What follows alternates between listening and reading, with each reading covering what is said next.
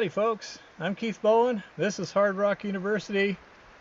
What the hell am I doing edition. This is the upper shaft and I'm going to rappel down there again. Yesterday Eva wasn't feeling well and I just did a quick survey to get an idea what it looked like and get a little video. Today I'm going down and the plan is to do a serious survey and get a really good idea of not only how big it is, the angles and sizes and such, but also to start a sampling program. So once I go down, then I will try and take better video. Yesterday it was really jumpy and I apologize for that. If you've ever done video, you know you think you're panning slowly and it's not slow enough. So first I got to hook up here. I am by nature cautious and by emotion scared to death of heights. So, being a rope and suspenders kind of guy, I have the figure 8 to lower me down. And this is called a prusik knot. Now the interesting thing about a prusik knot is that it will not slip by itself. You have to constantly move it down like this, or else it simply will not go. Oh, I hate this part so damn much.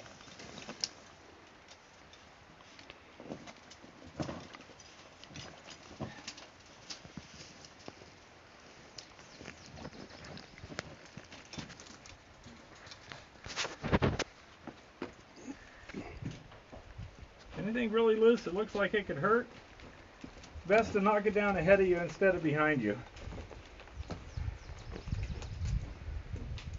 There's one right there.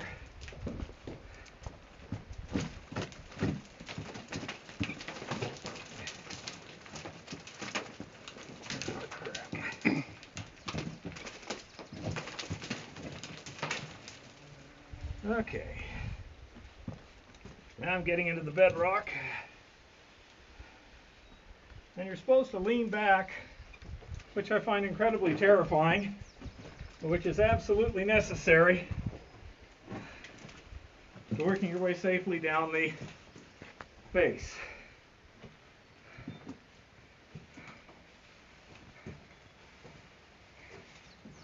And any of you guys with rope experience, feel free to laugh as much as you want. There I am at the bottom of the shaft, taking a little bit of time to improve the footing a little bit, pull some stuff in there. Now this is to the south, this is what's stoped. That is about vertical, horizontal right there, that line of sight. That's about 40 degrees below vertical. That climbs at about 25 degrees roughly. And then up in that area, it meets the back. As you can see by the steaming, the humidity down here is 100%, but the temperature's kind of cool.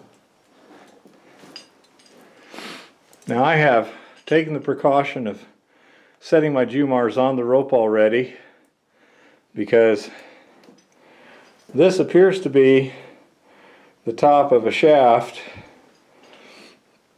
where there's stuff below me that's all jammed up by timbers and such. I have no idea how stable it is. It seems stable, but I have a notable lack of desire to jump up and down and test it. So that looks to be, let's just drop something. About 10 feet, I'm guessing. Probably about 10 feet. It looks very unstable, and I feel uncomfortable rappelling over that, so I won't. Now, I'm holding the camera horizontal, so there's the stoping. Now I'm going to go, see how tight is this rope? Pretty tight. And go over here as far as I can. I can knock some timbers down here. And now there's where the stopes go from here. What I find interesting is above me there's this zone, and it looks different in the viewfinder with this whole zone. See all the little teeny veinlets through it? As we go further down, it turns into something. Come on, you stupid camera. There we go.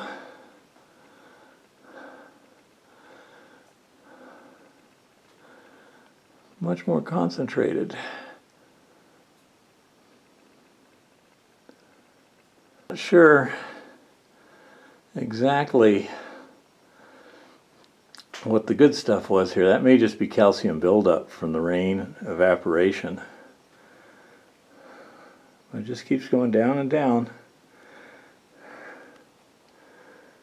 And I hold the camera farther than I can my eye.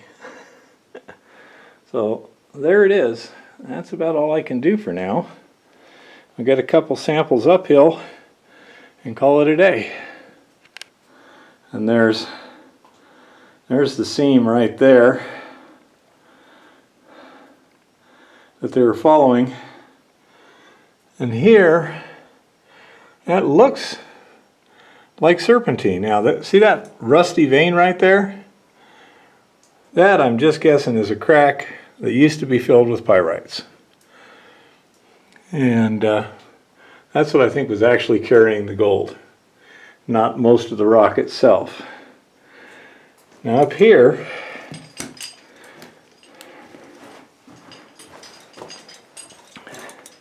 in the south stope, let me climb up here carefully.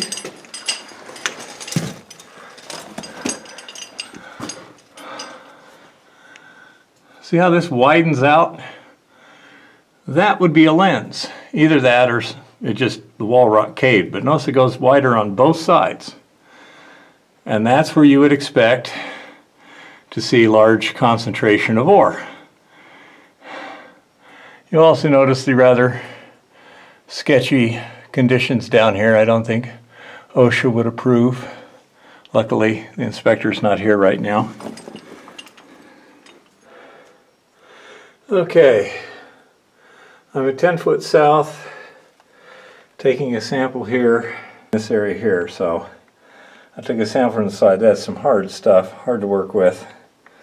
And so now I'm taking some out of what's presumed to be the ore zone. That'll be called 10 foot south high grade. The other one is 10 foot south wall rock floor. Okay, so here's the sample site as I've gouged it out. There's for scale. And this right here, I'm guessing was calcite. It's either quartz or calcite. This right here is soft brown decomposed kind of crap. So we'll segregate those two and see which one seems to carry gold, if either. Okay, there's a carabiner for scale. This is 15 south. And I had to move a fair amount of dirt just to get down to the rock, because they have creviced this like a son of a gun. I mean, right about there's where I finally started hitting what I think is rock. Okay, down in there. And gives you an idea of how serious these guys were about crevicing this. So Richard is busily crushing up samples here. This is the high grade sample at 10 south. There's the calcite vein, hand sorted. That would be the a quarter inch plus already ground, quarter inch minus. Right now he is crushing up the wall rock. Presumably it's lower grade, kind of cleaning out the crusher before we run the calcite. Okay, this is South 15, 1/4 inch minus. I'm going to give that maybe a 1/4 ounce to the ton, 0.2, somewhere around there. Now this is the 1/4 plus. I'm going to call that 0.1 to 0.15, and there's also pyrites in there. I don't know if you can see them. This is the wall rock, and it's got a significant amount too. I'll give that a 0.05 to 0.1 with pyrites. So there is our efforts for today, and nothing really exciting. About a 1/2 ounce a ton was the best. It's clear that that 3-inch gouge was not making them enough money to justify what they did. So we need to figure out what happened. Were there big lenses or wider veins that they mined out, or what? More research is necessary, and we'll be doing some more before I take off in about a week's time.